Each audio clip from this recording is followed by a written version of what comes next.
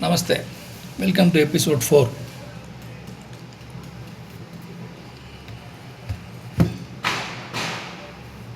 We started with Ashtanga Yoga as the starting point. Ashtanga Yoga was written and popularized by Patanjali. He wrote a sutra which says, Ataha Yoga Anushasanam. This is the way to live for yoga, following these rules.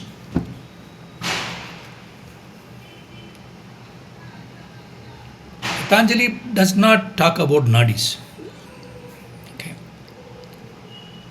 He does not talk about chakras. He only talks about mind actually. Chitta Vritti Nirodha.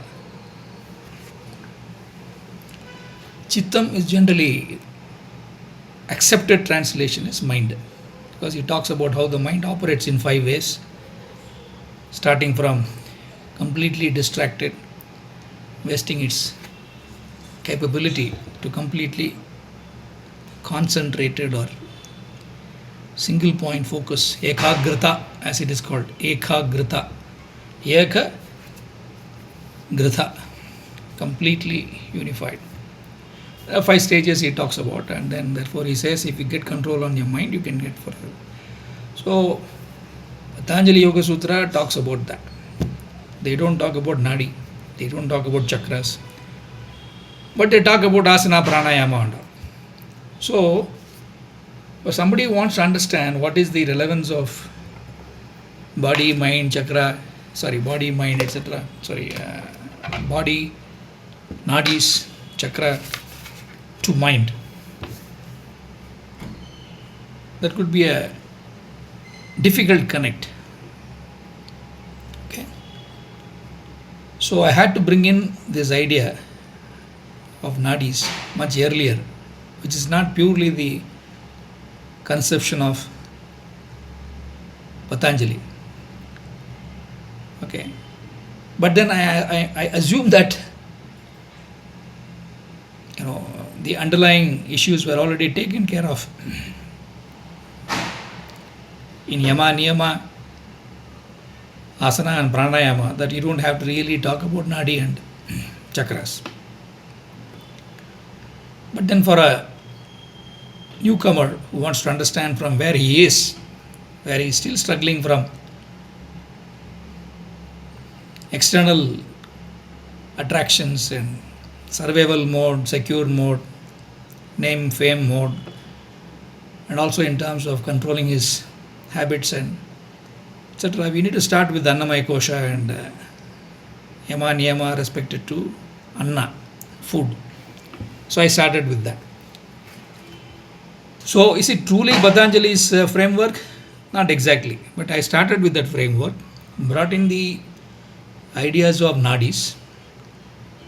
Nadis and chakras are essentially from the Shakta school, Shakti school, Tantric school. Okay, because they deal with this right from basics. Okay. They don't just stick to mantra, they have a full stack that they talk about. They don't talk just about mind and then around that. Okay, so the Shakta schools talks about this nadis and chakras. Okay, but I didn't stop with nadis. I brought in cellular biology, because nadi has been a very difficult understanding for people. People normally confuse between nadi and nerves. Okay, in Tamil we say nadi and narambu. Narambu is nerves, nadi is nadi. They are not the same. Okay, and therefore I had to bring in the cellular biology, and after much of reflection, I have come to a fairly educated guess that it is a intercellular space. Now going forward, if I can refine it, I might. But right now, that is good enough to get started with the understanding of several things that we are talking about. Okay. So, and for the next several episodes, we will stick to this Annamaya Kosha and Pranamaya Kosha, the ideas about nadis and chakras for us to understand. Okay. But in the common parlance, when you talk about yoga, people talk about nadi and chakra also. They also talk about energy centers. I mean, there is energy is a word which is English. Energy has several translations, and you have to relate it to Sanskrit. Urja, Agni, everything is energy. Shakti is also energy. But once you say Shakti, then Shakti also has several layers. Okay. So I would want people who are only introduced to the English terminology to keep in mind that when they talk about energy centers, they are talking about Shakti Pitas as in the Shakta schools. Seat of Shakti. Okay. That's very important for us to know.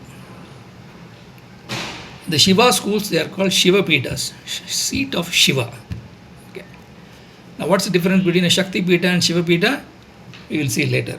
But right now, when you are talking about nadis and chakras, I just wanted to make sure that you get the association with the Yoga Tantra system correctly. That we are talking about nadis, chakras, which in English is called nerve centers. Okay. And then it's called Shakti Pita and Shiva Pitas, depending on the schools. But the commonality of all this is that all these Pitas are all over the place. There are, I think, 50 Shakti Pitas that we talk about. Not only in the country. The country is supposed to be a conglomeration of Shakti Pitas and Shiva Pitas as Bharat. Okay, not the geographical India. Okay, but Bharat as what we generally say. And we also say that there are Shakti Pitas and Shiva Pitas within the body also.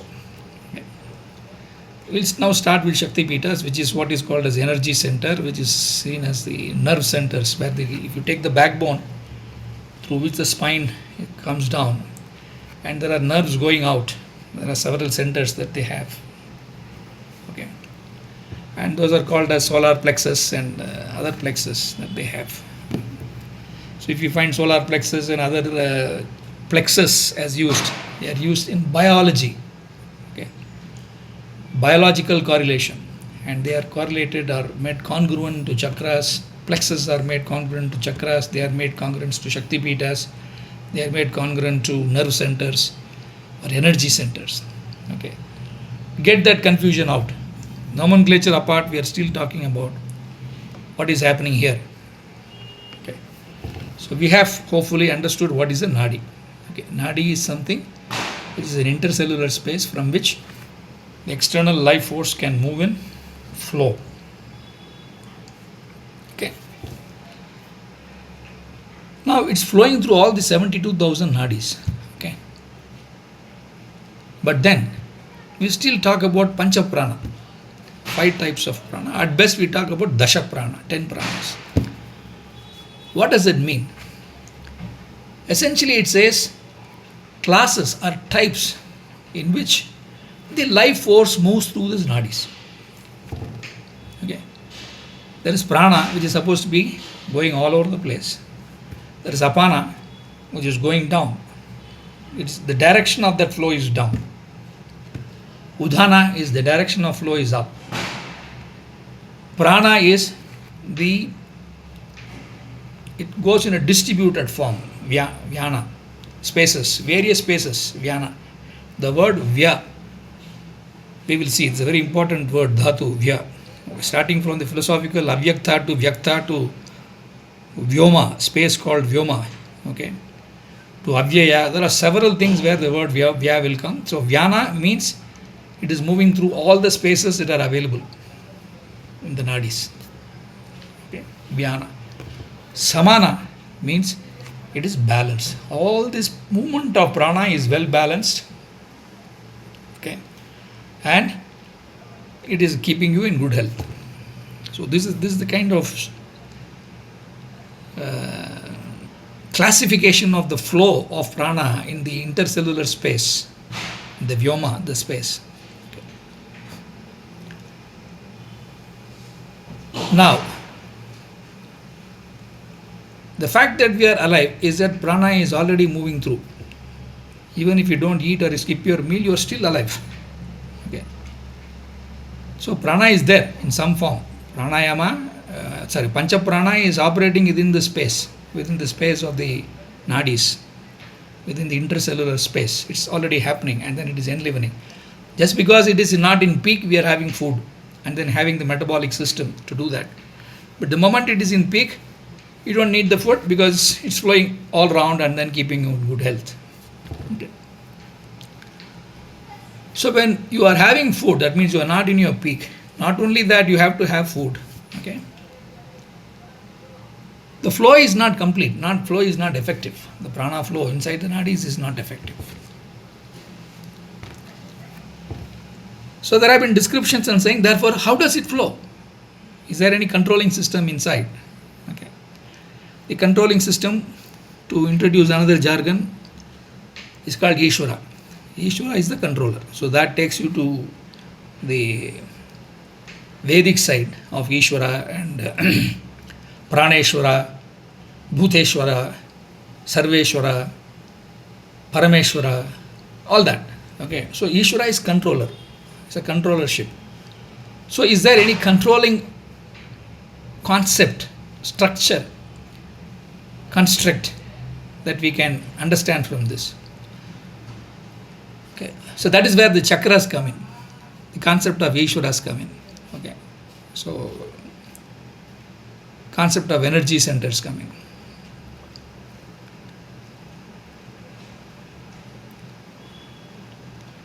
There is a certain correlation and correspondence between different positions in the spine of the nerve centers.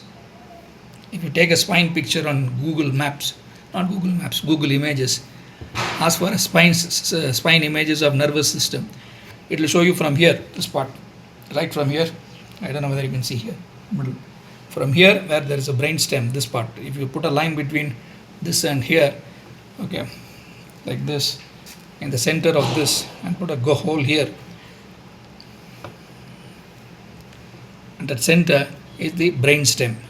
Okay, brain stem. From brain stem is connected to the spine, and then the spine is going back, and then it goes here up to the tailbone. Okay, the backbone, as we say. In that backbone there is spine, the nerve bundle. Okay, and in that nerve bundle there are places where the nerve is branching out, and they are called nerve centers. So in the chakra system or the energy center system, okay, there are specific energies that people associate with, not specific energies, they are called controlling points basically. The controlling points of the nervous system have been equated or made congruent to the controlling centers of Shakti. Okay. And therefore they become important.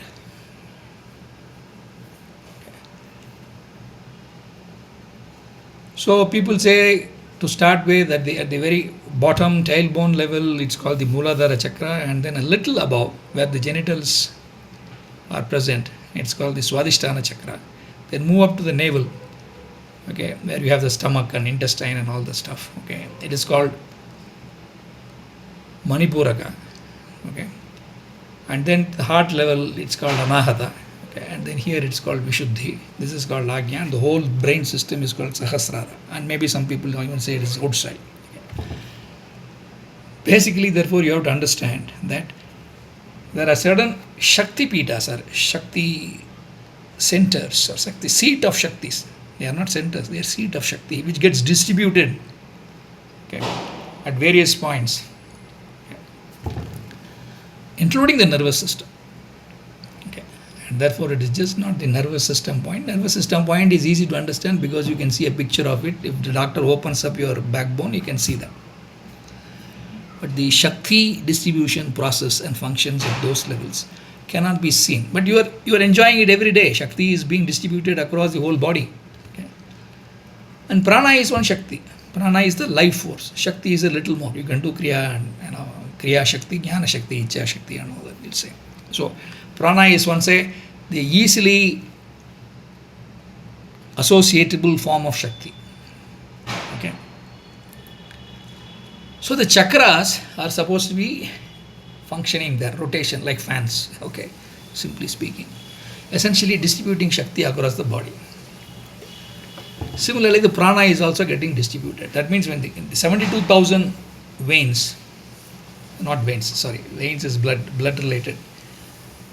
The 72,000 intercellular space of nadis, but the prana is moving from outside and moving it. It appears that there are certain points where there are collection points and distribution points. So the Mooladhara distributes it to some places, the Swadhisthana distributed primarily to the genitals and other areas around that. The Manipuraka around areas around that, like stomach, intestine, and all that stuff, and therefore all functions associated with that. The Anahata closer to heart and lungs. Okay. And then the Vishuddhi is more like the neck and the vocal cord. Okay. And then the Ajna is all the senses. If you see all the senses, hearing, seeing, smelling, and tasting, they're all here. Okay. Only touch is all over the body. Touching is skin, all over the body. But out of the 5 senses that we have, senses of perception, how we perceive this world, 4 are only here. In fact, 5 are here, the 5th is there, all over the place. The touch happens. Okay, so Ajna Chakra will stop with the current definition. Okay, later we will see how it extends.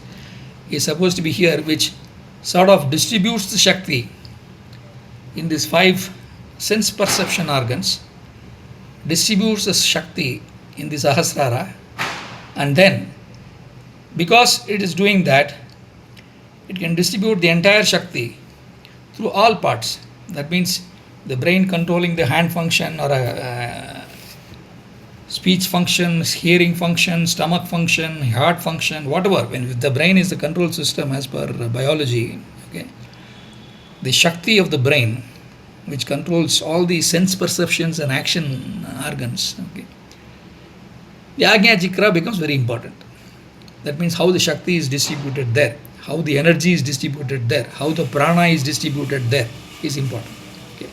So call it prana, call it energy, call it force, okay, call it Shakti, or call it Shiva, which is consciousness in my view. Okay, consciousness. How consciousness will get distributed the whole place. We'll see how all these are related as we go along. In the appropriate context, I'll mention that. How this distribution happens is called the chakra. Okay, so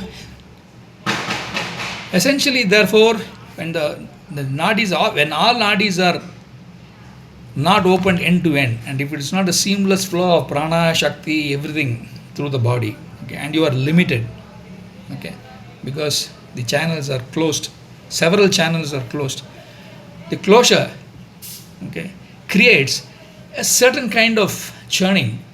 It's like a, just imagine a drone image of Bangalore traffic, okay, or any city traffic. Lot of roads, everything is going, traffic is going, and some roads are empty, some roads are free, some roads are overcrowded, okay, and you have to divert something there. So you have to put some signals, you have to send to the control points, and then you divert here. So something like that is happening in your body, totally, okay, for prana, for shakti, and everything, for consciousness, everything. Okay.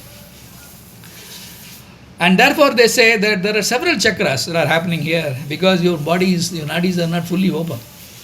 But then we are born with some nadis which are already open. That is why we are alive. Things are flowing. To supplement that, we are having food. Okay. Right? Something is happening already.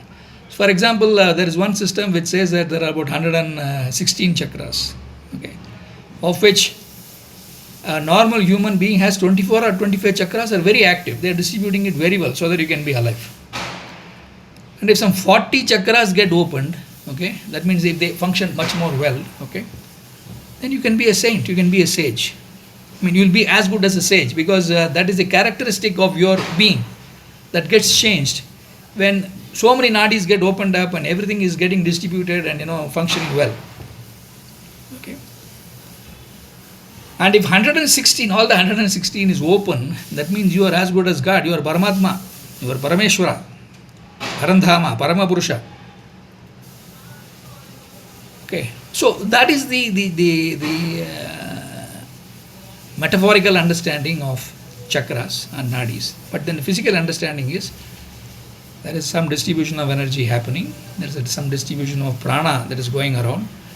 It is not complete, it is not full to the optimum, and therefore if it can be made optimum by activating the chakras, as they say, different chakras all over the body. Okay, then we can use this body itself, okay, to reach that Paramatma, Parandhama, Parame, Paramapurusha, all that stuff. Yoga to the ultimate. So that is the conception of the body that we have.